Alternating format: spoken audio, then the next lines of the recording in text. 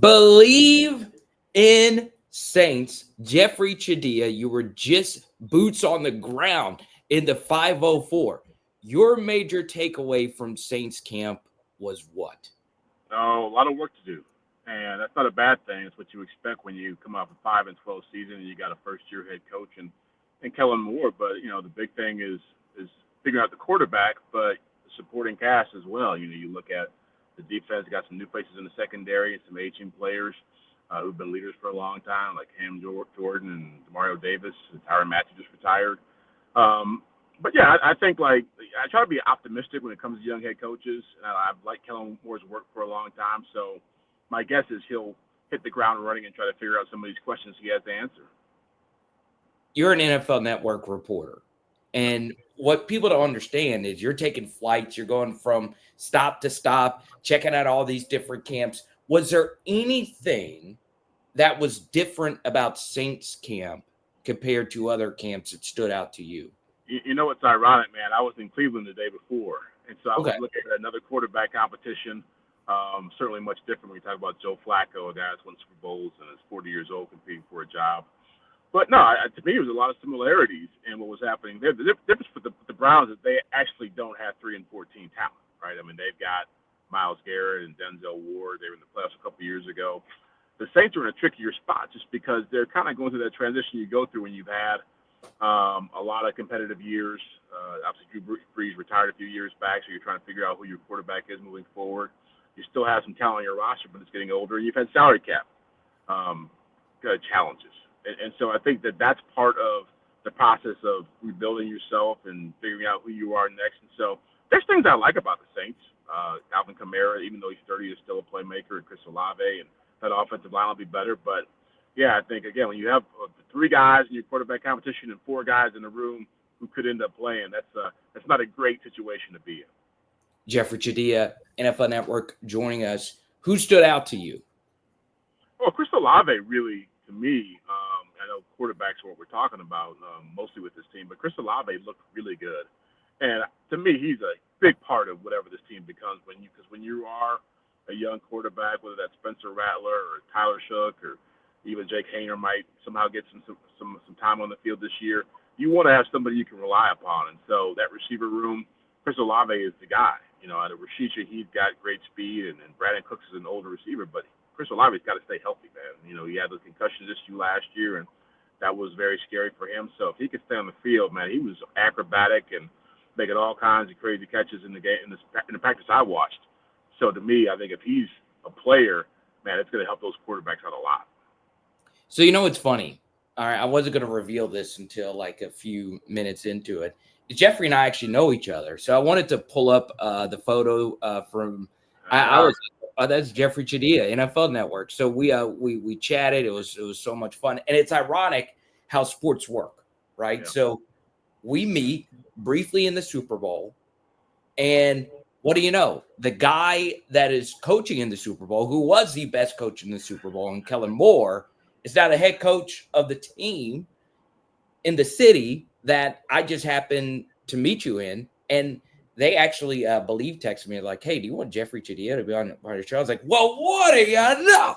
What's going on here? What's going on here?" So what stands out to you about Kellen Moore as a potential head coach? Because he's kind of like what most head coaching hires are, the young, hotshot offensive coordinator type. Is there anything about him that impresses you or something that makes you somewhat skeptical about his success?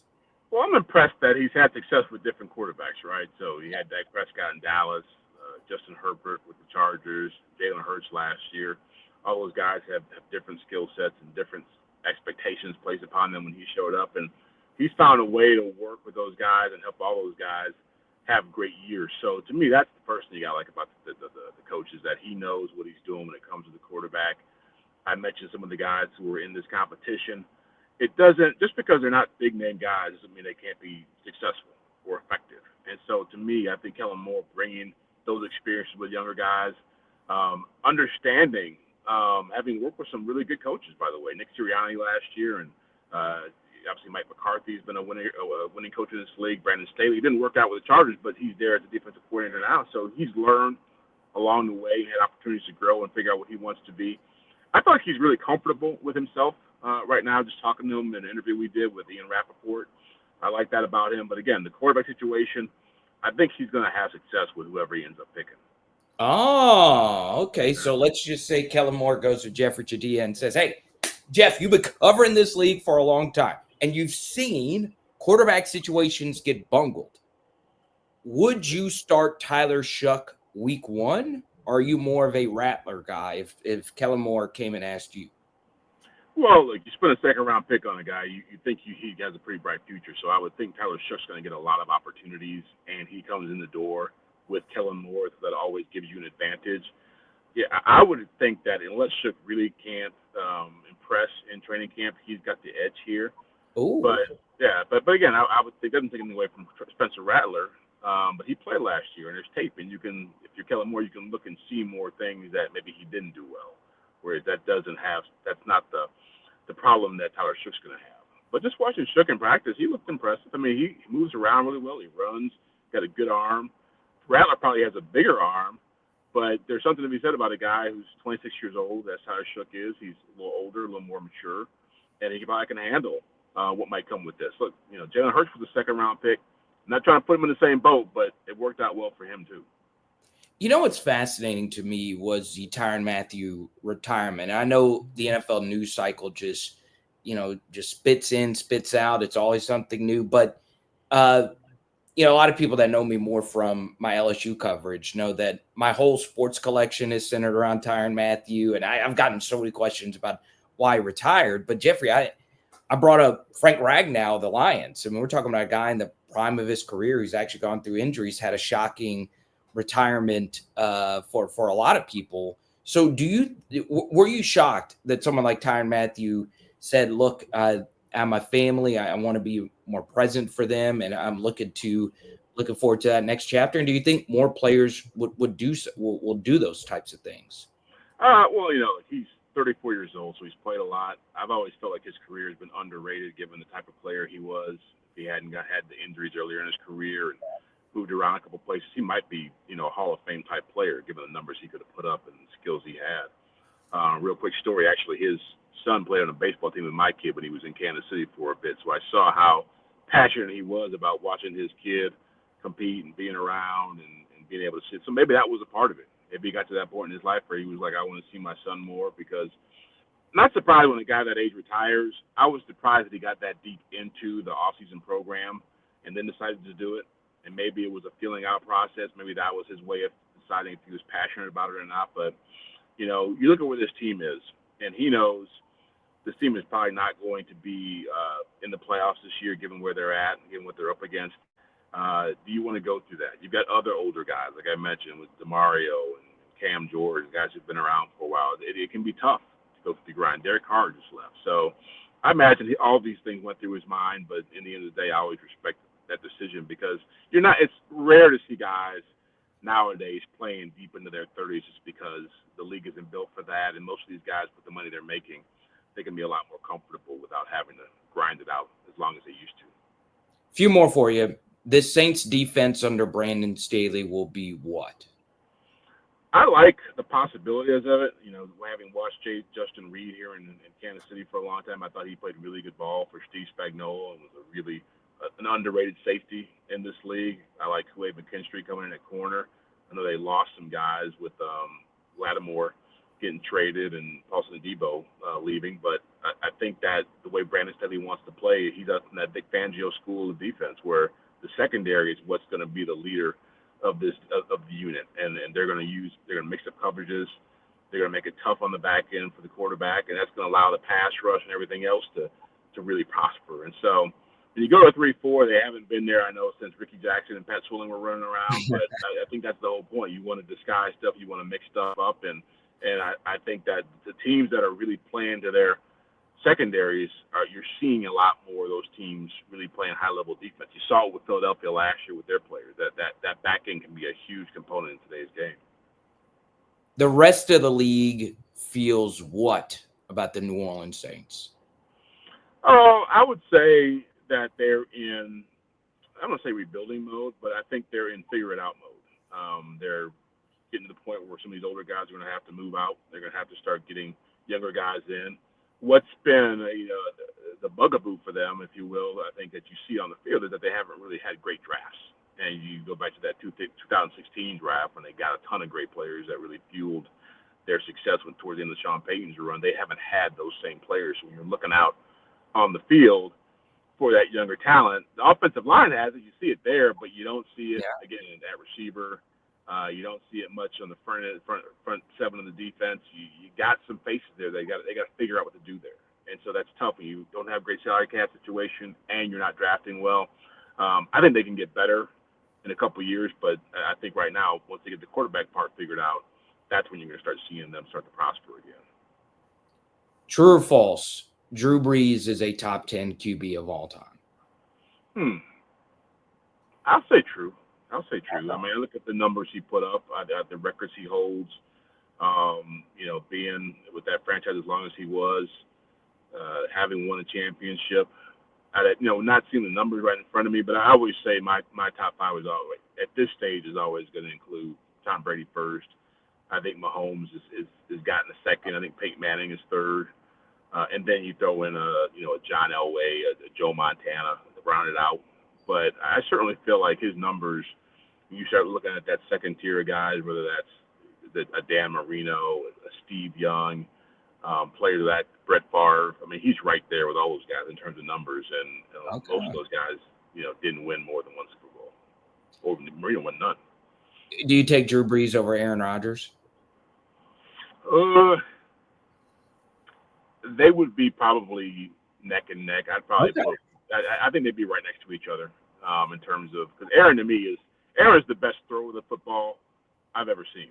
I mean, the way he spun it when he was in his heyday, I can't think of anybody else who I think some of those throws. I saw the Super Bowl when they beat the Packers, beat the Steelers, and the throws he was making back at that point in his career. Man, he could put it wherever he wanted to put it when he was in his prime. So, but both those guys are top 10 for me. I'd probably say one's probably 8 and one's 9.